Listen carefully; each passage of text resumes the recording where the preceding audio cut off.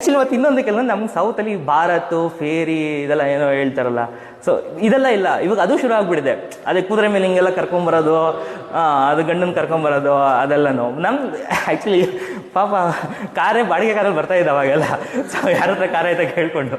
So ಇವಾಗ ಹಿಂಗಾಗ್ತದೆ.